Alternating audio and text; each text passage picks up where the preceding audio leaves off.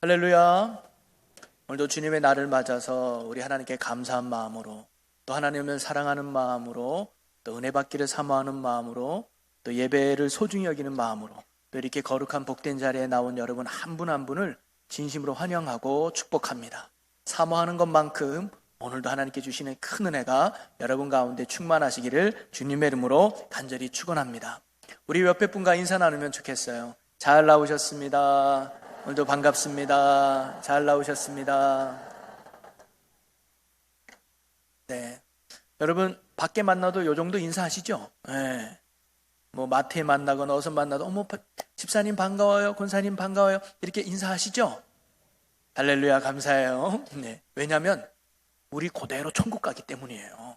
옆에 분과 같이 천국에 가서도 같이 살 뿐이니까 지금부터 우리가 즐겁고 반갑고 이렇게 사귀어야 우리의 삶이 더욱 복된 줄로 믿습니다. 저는 오늘 여러분과 함께 봉독한 창세기 39장 1절에서 6절까지 말씀을 가지고 형통한 자라는 제목으로 함께 말씀을 나누고자 합니다. 오늘도 요셉에 대한 이야기의 말씀인데요, 지난주에도 요셉과 관련된 말씀을 나누었죠. 그가 마지막에 총리의 자리에 섰을 때, 그가 영광의 자리에 섰을 때 하나님을 향한 신앙 고백과 감사한 내용을 함께 나누어 보았습니다. 한마디로 요셉의 고백은 뭐예요? 모든 것을 하나님이 하셨습니다. 돌아보면 내 힘으로 한 것 같고 내 지식으로 한 것 같고 내 능력으로 살아온 것 같은데 결코 그렇지 않았다는 거죠. 보이지는 않지만 하나님의 은혜의 손길이 생명을 건져주시고 하나님의 능력의 손길이 지혜와 은혜를 베푸셔서 내가 여기까지 올 수 있었다는 그런 신앙 고백과 감사의 고백이 바로 요셉의 믿음이었고 고백이었습니다. 오늘 우리도 내 힘으로 사는 것 같지만 아니요, 아버지이신 하나님의 보이지 않는 은혜의 손길 안에서 우리가 살고 있는 줄로 믿으시기를 바랍니다. 그래서 날마다 때마다 하나님의 은혜를 고백하고 날마다 범사에 감사함으로 살아갈 수 있는 우리 충주 제일교회 모든 성도 여러분이 되시기를 주님의 이름으로 간절히 축원합니다. 어떻게 보면 지난주에 제가 설교했던 설교의 포커스는 은혜 주시는 하나님에 맞춰져 있었을지도 모릅니다. 그런데 오늘은 그 시선을 조금 바꿔서 누구에게 초점을 맞춰서 설교를 좀 나누고 싶냐면 은혜 받는 요셉에 대해서 한번 생각해보고 은혜를 나누고자 합니다. 한마디로 말하면 하나님은 왜 요셉에게 은혜를 주셨을까? 요셉은 어떤 사람이었기 때문에 하나님이 그런 은혜를 받는 축복의 사람이 될 수 있었을까? 그 생각을 한번 같이 나눠보려고 합니다. 오늘 말씀은 여러분이 너무나 잘 알고 있는 요셉이 형들에 의해서 노예로 팔려가는 장면으로 시작됩니다. 가족이었던 믿었던 형들에 의해서 인신매매를 당해서 정말 노예로 팔려갔던 이 요셉의 마음, 심정은 어땠을까요? 아마 분노와 또는 원망과 억울함과 복수심에 가득 차 있지 않을까요? 아마 심령이 약한 사람이면 내가 여기서 살아서 뭐하나 하면서 아마 창고 속에 들어가서 목숨을 끊는 그런 일도 했을지도 모르겠어요. 그런데 오늘 성경은 이러한 요셉을 뭐라고 말하느냐? 형통한 자다라고 말하고 있어요. 오늘 39장 2절 말씀을 같이 한번 읽어보겠습니다. 여호와께서 요셉과 함께 하심으로 그가 형통한 자가 되어 그의 주인 애굽 사람의 집에 있으니, 즉 이 요셉이 노예로 팔려간 것이 형통한 거래요. 그리고 보디발의 집에 놓이는 것이 형통하라고 성경은 말하고 있습니다. 여러분, 지난주에도 제가 잠깐 말씀드렸지만 형통이라고 하는 의미가 뭐냐? 내가 계획한 대로, 내가 뜻하는 대로 술술술 잘 풀리는 게 우리가 형통이라고 이해할 수 있잖아요. 자, 그런데 요셉이 자기가 계획한 인생이냐? 절대 그렇지 않아요. 요셉은 꿈에도 노예로 갈 생각을 하지 못했을 거예요. 그런데 성경은 노예로 간 요셉을 형통한 자라라고 말하고 있습니다. 왜 그렇게 표현하고 말했을까요? 그것은 먼저 우리가 성경이 말하는 형통한 의미가 무엇인지를 알아야 합니다.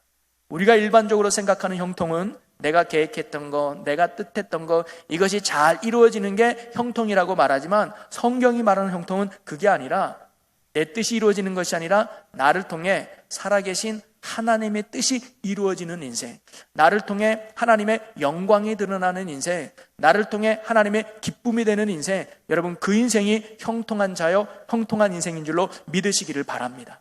즉 그러기에 사람의 시선으로 보는 형통이 아니라 하나님의 시선으로 보는 형통, 그것이 바로 성경이 말하는 형통이고, 그런 의미로 볼 때 요셉이 바로 형통한 자라는 거죠. 그를 통해 하나님의 뜻이 이루어지고 그를 통해 하나님의 영광이 드러나는 삶을 살게 된다는 말씀입니다. 그리고 이러한 형통한 자의 원리는 어디 있었는가? 왜 요셉이 이런 형통한 자가 될 수 있었는가? 오늘 성경에 보니까 하나님이 함께 하심으로 요셉이 그와 같은 자가 될 수 있다는 거죠. 39장 2절 말씀을 다시 한번 초반에 보면, 여호와께서 요셉과 함께 하심으로 그가 형통한 자가 되어라고 말하고 있습니다. 요셉이 어떻게 하나님의 영광을 드러내는 삶, 그가 어떻게 하나님의 뜻을 이루는 삶, 그가 어떻게 하나님의 기쁨이 되는 삶을 살 수 있었을까요? 이유는 다른 데 있는 게 아니라 요셉과 하나님이 함께 하셨기 때문입니다. 여러분, 하나님이 함께하는 인생, 하나님이 동행하는 인생, 그 인생이 형통한 인생인 줄로 믿으시기를 바랍니다.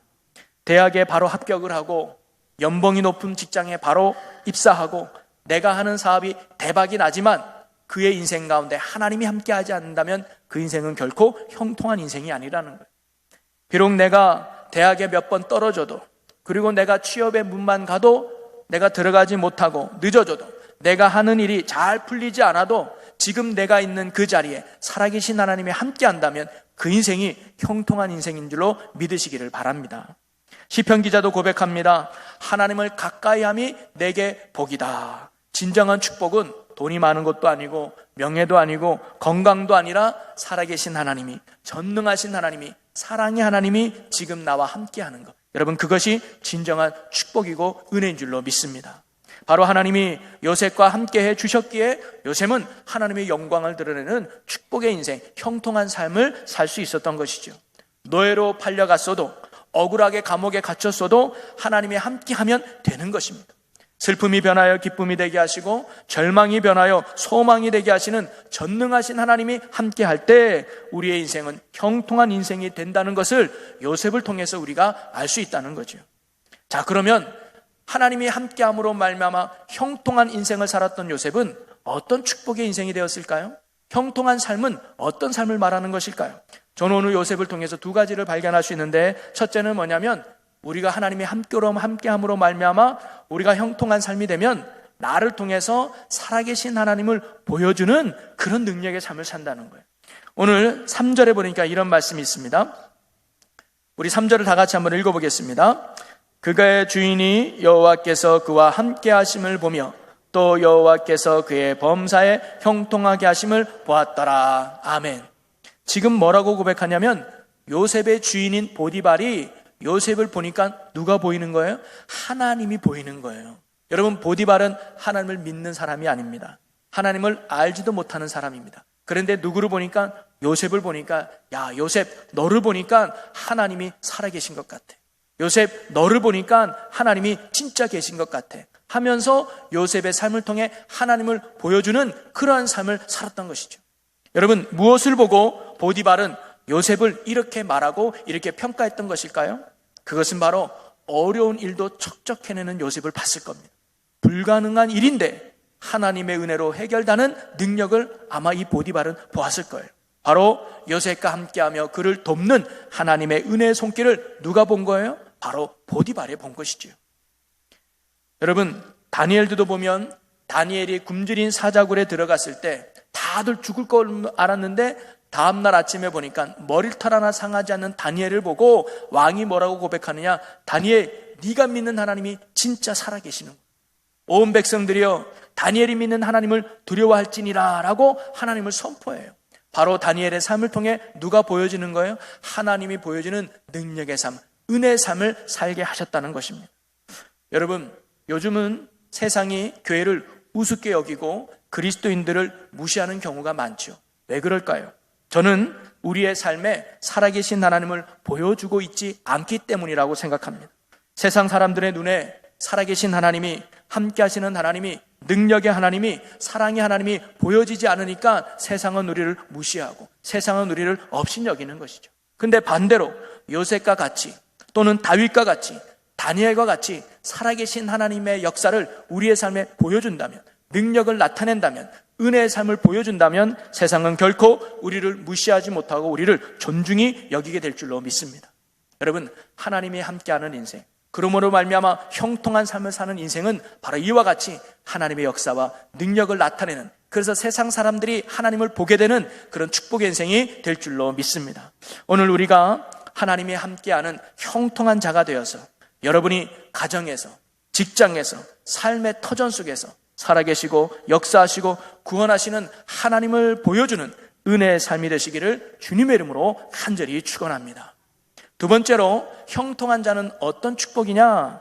바로 나를 통해서 다른 사람이 잘 되는 축복의 통로가 된다는 거예요. 여러분, 창세기 39장 5절 말씀에 보면, 우리 5절을 또 한번 같이 읽어보겠습니다. 그가 요셉에게 자기의 집과 그의 모든 소유물을 주관하게 한 때부터 여호와께서 요셉을 위하여 그 애굽 사람의 집에 복을 내리심으로 여호와의 복이 그의 집과 밭에 있는 모든 소유에 미친지라. 아멘. 여러분, 하나님이 함께함으로 말미암아 하나님이 형통케 하는 사람은 나만 잘 되는 게 아니에요. 하나님은 나를 통해서 주변 사람들을, 하나님은 나를 통해서 그룹을 잘 되게 하는 줄로 믿으시기를 바랍니다. 오늘 말씀에도 보니까 보디발의 집이 하나님의 복을 받았는데 누구 때문에? 요셉 때문에 받았다는 거예요. 요셉이 바로 축복의 통로가 된 것이죠. 하나님이 함께하면 하나님이 이끄시는 인생, 이런 축복의 통로가 되는 줄로 믿으시기를 바랍니다. 저는 오늘 여기 있는 저나 또는 여러분이 바로 하나님이 함께함으로 말미암아 형통한 자가 되어서 여러분의 가정이, 또 여러분이 몸담고 있는 직장이나 학교가, 또는 우리 이 지역이 하나님 때문에 복을 받는 그런 지역이 되기를, 또 그런 주변 사람들이 되기를 주님의 이름으로 간절히 소망합니다. 그래서 우리 집에 복덩이가 들어왔구나, 우리 직장에 참 복덩이가 들어왔구나, 아무개가 들어올 때부터 우리 장사가 잘 되는 것 같아, 우리 기업이 잘 되는 것 같아, 아무개 며느리가 들어오니까, 아무개 사위가 들어오니까 참 우리 집이 잘 되는 것 같아. 이런 복덩이 같은 축복의 역사가 하나님이 함께하는 사람, 하나님이 이끄시는 형통한 자에게 주는 축복의 의미라고 하는 것이죠. 오늘 저와 여러분이 하나님이 함께함으로 말미암아 이런 선한 영향을 끼치는 축복의 통로로 쓰임받을 수 있기를 주님의 이름으로 간절히 축원합니다. 자, 그런데 저는 여기서 한 가지 질문을 해봅니다. 그렇다면 하나님이 왜 요셉과 함께 하셨을까요? 그리고 왜 하나님은 요셉을 형통한 자로 이끌어 주셨을까요? 요셉은 어떻게 했길래 하나님이 함께하고 형통한 자의 삶을 누릴 수 있었을까요? 질문을 바꿔보면 하나님은 어떤 사람과 함께할까요? 하나님은 어떤 사람에게 은혜를 주실까요? 그리고 하나님은 어떤 사람에게 하나님의 영광이 되게 하고 하나님의 기쁨이 되게 하고 하나님의 자랑이 되게 하실까요?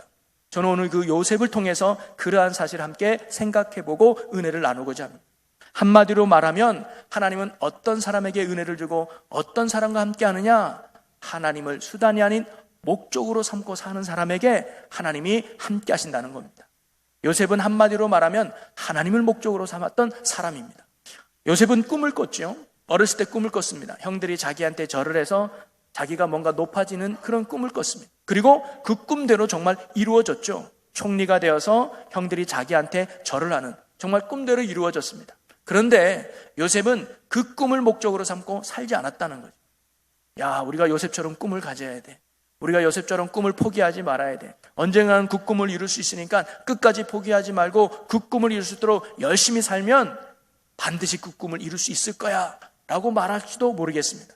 그러나 요셉은 그 꿈을 목적으로 삼고 살지 아니하고 그 꿈을 이루시는 하나님을 목적으로 삼고 살았다는 것을 우리는 알아야 합니다.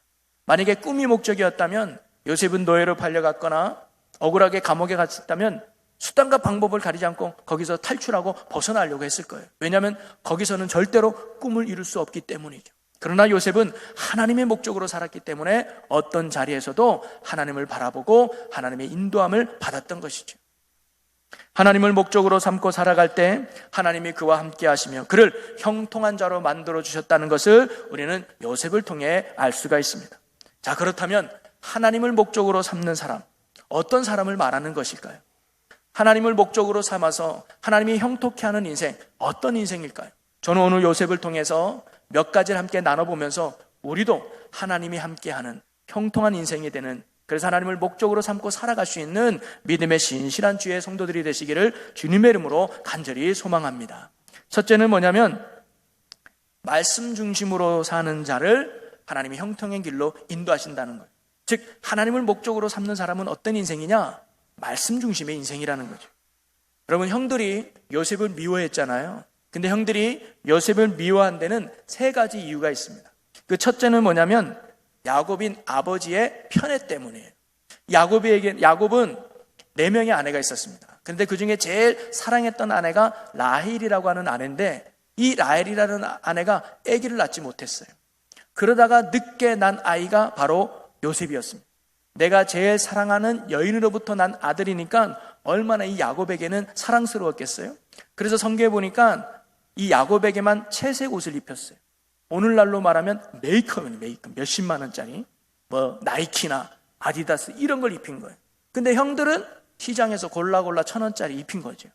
오늘로 보면 뭐 아더더스 뭐 너이키 뭐 이런 거지, 짝퉁을 입힌 거예요. 그러니까 형들이 굉장히 섭섭하고 시기하겠죠. 아버지가 미운 게 아니라 그런 사랑을 받고 있는 요셉이 미운 거예요. 그래서 미움을 받게 됐고, 두 번째 이유는 뭐냐면 요셉이 꾼 꿈 때문이죠. 우리가 알다시피 요셉이 꿈을 꿔서 형들에게 얘기하잖아요. 형, 내가 이상한 꿈 꿨어. 내가 볕단이 있는데 형의 볕단이 나한테 절을 하는 꿈을 꿨어. 이상해. 요셉은 아마 그냥 이상하다고 생각해서 꿈을 얘기했을 뿐인데 형들은 그 꿈을 듣고 괘씸한 거죠. 뭐? 우리가 너한테 절을 한다고? 절을 해도 네가 우리한테 해야지. 어머, 요놈 봐라, 괘씸하네 하면서 그 꿈 때문에 요셉이 또한 형들의 미움을 받게 됩니다. 그런데 형들이 요셉을 미워하게 된 근본적인 원인이 있어요. 그것은 뭐냐면 바로 형들의 잘못을 아버지한테 이야기했던 것이죠. 37장 2절에 보면 야곱의 족보는 이러하니라. 요셉이 17세의 소년으로서 그의 형들과 함께 양을 칠 때에 그의 아버지의 아내들 비라와 실바의 아들들과 함께 더불어 함께 있었더니 그가 그들의 잘못을 아버지에게 말하더라. 요셉은 어떻게 보면 형들의 잘못을 아버지한테 이르는 고자질쟁이처럼 보일 수도 있습니다. 그러나 이것은 단순히 형들의 잘못을 아버지한테 말하는 고자질쟁이의 수준이 아니라 요셉에게는 삶의 기준이 명확했다는 거예요. 무엇이 잘된 일이고 무엇이 잘못된 것인지에 대한 명확한 기준이 요셉에게 있었다는 거죠. 그게 뭐냐? 바로 말씀이었고 하나님의 뜻이었다는 거예요.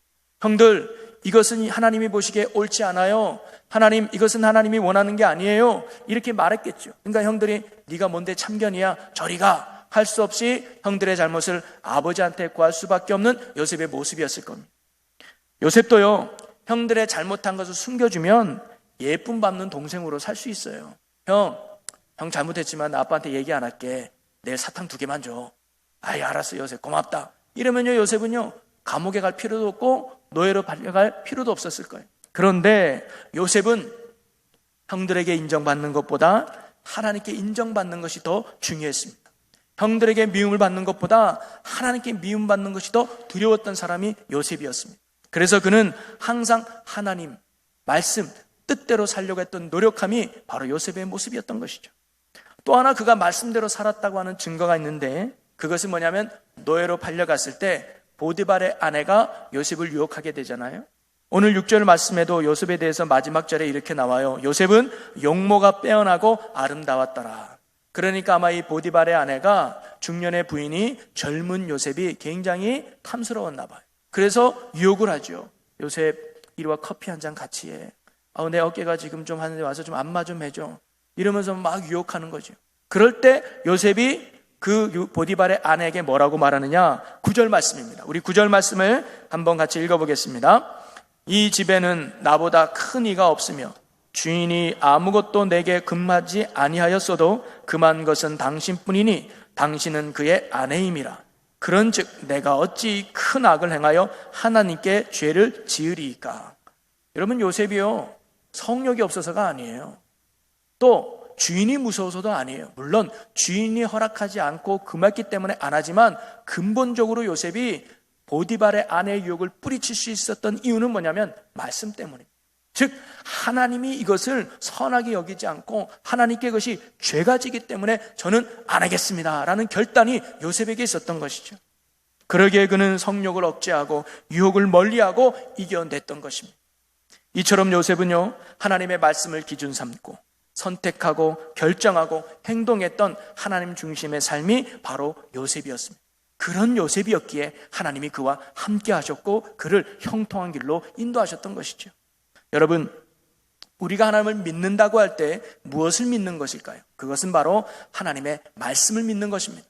그리고 우리가 하나님을 따른다고 할 때 무엇을 따르는 것일까요? 그것은 바로 말씀대로 순종하는 것을 의미하는 것이죠. 오늘 우리가 요셉과 같이 하나님을 목적으로 삼는 인생으로서 말씀 중심의 삶이 되시기를 주님의 이름으로 간절히 소망합니다. 말씀을 품고 말씀을 따르는 신실한 주의 성도들이 되기를 간절히 소망합니다. 그럴 때 하나님이 여러분과 함께 해주시며 여러분을 형통한 길로 인도하실 줄로 믿습니다.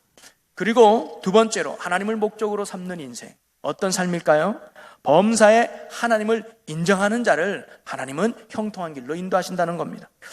요셉은요, 말씀을 지키는 사람이었다고 첫 번째 얘기했죠. 그런데 오히려 말씀을 지키는 것 때문에 잘 되기는커녕 오히려 요셉의 인생이 꼬이게 돼요. 형들에게 미움을 받잖아요. 말씀을 지키는 것 때문에 형들에게 미움을 받아서 노예로 팔려가는 신세가 돼버립니다. 또 말씀을 지키는 것 때문에 보디발의 아내에게 억울하게 누명을 쓰며 감옥에 갇히는 신세가 돼버려요. 우리는 일반적으로 하나님을 믿고 따른다고 하면서도 예기치 않은 고난이 오거나 예기치 않은 어려움이 오거나 힘든 상황 속에 놓이게 되면 첫 번째는 부정을 하게 되죠. 내가 왜 이 상황에 처해야 돼? 내가 왜 이 아픔 가운데 있어야 돼? 하면서 하나님을 원망하게 되고 사람들에게 불평과 불만을 쏟아놓기가 마련이죠. 더군다나 요셉처럼 말씀대로 살았음에도 불구하고 믿음대로 살았음에도 불구하고 내게 어려움이 닥치면 하나님을 향한 원망과 불평이 더 커지기 마련입니다. 자, 그런데 오늘 요셉은 어땠을까요? 말씀을 지키는 것 때문에 노예로 팔려가게 되고 말씀을 지키는 것 때문에 억울하게 감옥에 갇혀도 그는 하나님을 원망하거나 불평하지 않았다는 겁니다. 하나님이 힘이 없어서, 하나님이 지혜가 없어서, 하나님이 깜빡 졸아서 형들을 막지 못했을까요?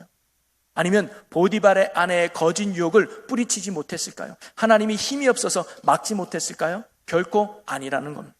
하나님의 뜻이 있었기에 나를 노예의 자리로 하나님이 인도하셨고 하나님의 뜻이었기 때문에 나를 죄수의 자리, 감옥으로 인도하신 하나님을 믿는 믿음이 요셉에게 있었다는 것이죠. 바로 범사에 내가 어떤 자리에 가든 내가 어떤 상황에 놓이든 내가 어떤 위치에 있든 나를 주관하시는 하나님의 뜻 가운데 내가 이 자리에 있다라고 하는 믿음이 바로 요셉의 믿음이었습니다.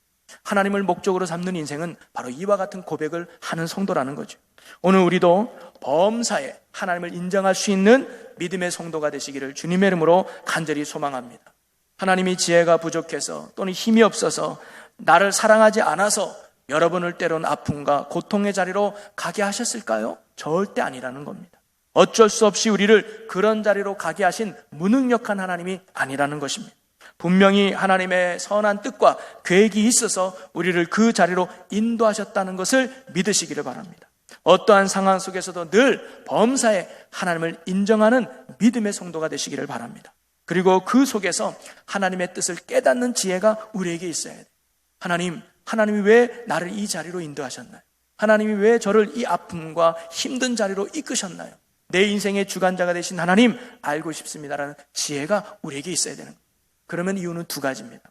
하나는 나를 깨닫게 해서 다시 믿음의 자리로 가시게 하시려는 인도함이 있고, 두 번째는 요셉처럼 나를 훈련시켜서 연단시켜서 더 나은 모습으로 만들려는 하나님의 섭리가 그 아픔과 고난의 자리에 있다는 것이죠.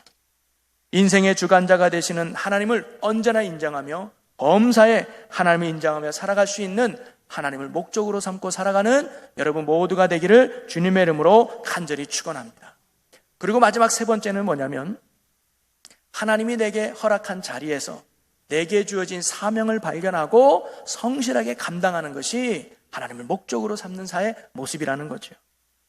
여러분, 하나님을 범사에 인정하는 사람에게 나타나는 모습은 뭐냐면 바로 주어진 상황 속에서 하나님의 사명을 발견하고 해야 할 일에 성실히 임한다는 거예요. 바로 요셉이 그와 같았죠. 요셉을 보면요, 비록 원하지 않게 노예로 신분으로 오게 됐습니다. 하지만 그는 노예의 자리에서 철저하게 노예가 되려고 힘썼던 것이 바로 요셉이었습니다. 아버지의 사랑을 받을 때는 요셉은 청소도 안 했고 빨래도 안 했고 굳은 일도 해보지 않았을 거예요. 손에 아마 물 한 방울 묻히지 않고 이쁨을 받으며 컸을 겁니다. 그런데 이제는 자신의 위치가 어디에? 노예의 위치가 돼버린 거예요. 한 번도 해보지 않은 일을 그는 해야만 했습니다. 결코 쉽지 않은 일이었을 거예요. 그런데 요셉은 뭐예요? 그런 일들을 성실하게 감당해냅니다.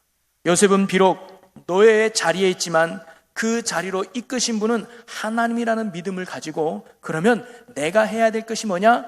노예로서 최선을 다하는 믿음의 모습이 바로 요셉의 결단이고 성실함이었습니다. 한마디로 말하면 사명이었다는 것이죠. 여러분, 사명이 뭐예요? 하나님이 내게 맡겨진 일, 하나님이 내게 주어진 일이잖아요. 요셉은요, 노예의 자리가 사명이었던 거예요. 하나님이 나를 노예로 불렀다면 이 자리에서 뭔가 뜻이 있겠지? 최선을 다해서 노예로 했을 거예요. 막 걸레질을 하나 할 때도 누가 보면 하는 척하고 안 보면 안 하는, 그러지 않았을 거예요. 하나님, 내가 오늘도 걸레질 할 때 최선을 다하기 원합니다. 하나님, 내가 빨래를 하더라도 최선을 다해서 최고로 예쁘게 내가 빨래하기 원합니다. 그런 모습으로 성실하게 최선을 다하지 않았을까요? 그랬더니 보디발의 눈에 요셉이 들어온 거죠. 요셉, 저 사람은 다르구나. 다른 노예들과 다른 종들과는 다르구나. 적당히 일하지 않는구나. 저 친구는 믿을만해. 그래서 보디발이 요셉을 뭐예요? 가정총무 삼잖아요. 오늘 4절에 그 말씀입니다. 요셉이 그의 주인에게 은혜를 입어 섬김에 그가 요셉을 가정총무로 삼고 자기의 소유를 다 그의 손에 위탁하니. 모든 걸 맡기는, 노예인데도 불구하고 가정의 열쇠를 맡긴다는 건 뭐예요? 그만큼 믿을만했다는 거예요. 정직했다는 거예요. 성실했다는 거예요. 누가 보든 안 보든 하나님 앞에서 최선을 다하는 삶을 인정받았던 것이죠. 그뿐만 아닙니다. 그가 또한 억울하게 누명을 쓰고 감옥에 갔을 때도 마찬가지입니다. 내가 왜 여기 와야 되지? 나는 여기에 있을 사람이 아닌데 하면서 자기의 처지를 한탄하거나 원망한 것이 아니라 그는 또한 철저하게 죄수로서 최선을 다하는 삶을 살게 되죠. 내가 여기에서 무엇을 해야 되나? 하나님이 왜 나를 여기에 세웠지? 그래, 이 일을 하나님이 기뻐하시는구나 하면서 그 일에 대해서 최선을 다했던 게 바로 요셉의 모습이었죠. 그랬더니 또 누가 보게 되는 거예요? 간수장이 보게 되는 거예요. 저 친구 다르구나. 그래가지고 39장 22절에 보니까 간수장이 옥중 죄수를 다 요셉의 손에 맡김으로 그 재반 사물을 요셉이 처리하고 그 감옥에 있는 모든 죄수들을 돌볼 수 있도록 뭐예요? 권한을 준 거예요. 왜? 간수장이 보기에 요셉은 믿을만 했거든. 누가 보든 안 보든 정직하게 성실하게 최선을 다하는 그 요셉을 귀하게 인정해 준 것입니다. 여러분 생각해 보십시오. 요셉의 신분은 죄수입니다. 그런데 어찌 간수장이 요셉에게 이 모든 일을 맡길 수 있었을까요? 쉽지 않은 결정이었을 거예요. 근데 이유는 하나입니다. 믿을만 했기 때문이죠. 그 성실함이 그런 인정을 받은 것입니다. 사랑하는 성도 여러분, 하나님은 오늘도 어떤 사람과 함께 할까요? 그리고 어떤 사람에게 은혜를 베풀고 도와주실까요? 바로 내게 주어진 자리에서 내게 허락한 사명을 발견하고 그 일에 대해서 성실하게 최선을 다하는 사람에게 오늘도 하나님은 놀라운 은혜를 부어주시는 줄로 믿습니다. 하나님은 우리에게 놀라운 능력과 재능을 원하는 것이 아닙니다. 다윗처럼 내가 할 수 있는 것이 물맷돌 던지는 것밖에 없다 할지라도 그것을 가지고 힘껏 최선을 다해서 성실함을 하나님이 우리에게 원하고 계시다는 거죠. 그럴 때 하나님은 물맷돌 하나에 골리앗을 쓰러뜨린 것처럼 우리의 부족하지만 우리의 성실한 믿음의 행동을 통해 하나님은 놀라운 은혜를 부어주시는 줄로 믿습니다. 하나님은 부족한 저를 목사의 자리로 세우셨죠. 또 여기 있는 여러분을 성도의 자리로 또는 집사나 권사나 장로의 자리로 하나님이 세우셨은 줄로 믿습니다. 그리고 여러분의 여러 가지 삶의 위치로 하나님이 여러분을 이끄신 줄로 믿으시기를 바랍니다. 그렇다면 하나님이 여러분을 그 자리에 세운 이유가 뭘까요? 다른 게 아니에요. 그 자리에서 내게 주어진 역할을 성실하게 감당하는 것이 바로 하나님이 우리에게 원하는 삶의 모습이라는 것이죠. 부족한 종도 이제는 부목사를 넘어서 담임 목사로 세우신 뜻이 어디 있을까?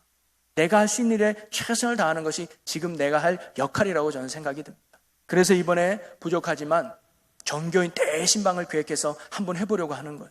여러분, 목자가 있어서 가장 중요한 역할이 뭘까요? 양떼들의 형편과 사정을 두루 살펴보는 거예요. 그래서 뭐가 필요한지, 뭐가 부족한지, 내가 목자로서 뭘 도와야 되는지 그것을 알아가는 게 가장 필요해서 이번에 정교인 대신방을 계획하고 해보려고 합니다. 이런 뜻을 알고 여러분도 마음을 열고 함께 신방을 받음으로 하나님의 큰 은혜 받는 그런 귀한 축복의 시간이 되었으면 좋겠습니다. 그리고 여러분의 주어진 삶의 자리에서 하나님을 바라보고 성실하게 감당하시기 바랍니다. 잘하는 거 중요하지 않습니다. 능력 중요하지 않습니다. 성실하는 것, 최선을 다하는 것, 그럴 때 하나님이 불가능을 가능케 하는 축복의 인생으로 인도하실 줄로 믿습니다. 사랑하는 충주제일교회 성도 여러분, 말씀을 정리하면요, 저는 저와 여러분이 하나님이 늘 함께하는 형통한 자가 되기를 주님의 이름으로 간절히 축원합니다. 또한 우리 교회가 하나님이 함께함으로 말미암아 형통한 교회가 되기를 간절히 소망합니다. 그래서 하나님이 살아계신과 하나님의 역사하심과 하나님의 능력을 세상에 보여주는 그런 능력의 교회, 은혜의 교회가 되기를 간절히 소망합니다. 또한 여러분을 통해서 주변이 복을 받는, 우리 교회를 통해서 충주시가 복을 받는 축복의 통로가 되는 멋진 교회가 되기를 소망합니다. 그러기 위해서는요, 하나님이 함께 하셔야 되겠죠. 그러기 위해서는 오늘 요셉의 고백처럼 하나님을 목적으로 삼는 성도와 교회가 되기를 간절히 소망합니다. 그러기에 말씀 중심의 삶은 우리가 되기를 바라고요, 요셉처럼 범사에 하나님을 인정하며 사는 저희들이 되기를 소망합니다. 그 자리가 때로 아픔의 자리고 고통의 자리라 할지라도 그 자리로 인도하시는 하나님을 언제나 인정하며 사는 우리들이 되었으면 좋겠습니다. 그리고 내게 허락한 그 자리에서 하나님의 사명을 발견하고 잘하고 능력을 떠나서 내가 해야 될 일에 성실하게 최선을 다한다면 분명 하나님이 함께 하심으로 놀라운 은혜로 이끄시는 형통한 삶을 살게 될 줄로 믿습니다. 우리 기도하겠습니다.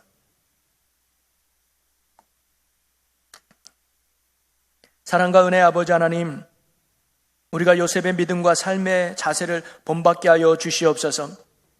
하나님을 목적으로 삼고 인생의 참 주인으로 인정하며 살아가는 저희들이 되게 하여 주옵소서. 말씀 중심으로 살게 하시고 범세 하나님을 인정하며 살게 하셔서 내게 주어진 삶의 자리에서 최선을 다하며 주님의 사명을 잘 감당하는 성실한 주의 성도들이 되기를 원하오니 성령 하나님께서 도와주시옵소서. 그리하여 우리가 언제나 하나님이 함께 하심으로 말미암아 형통한 자가 되게 하셔서 세상 속에 살아계신 하나님을 증거하는 능력의 삶이 되게 하시며 축복의 통로가 되게 하여 주시옵소서. 언제나 우리와 함께 하시는 우리 주 예수 그리스도의 이름으로 기도하옵나이다. 아멘.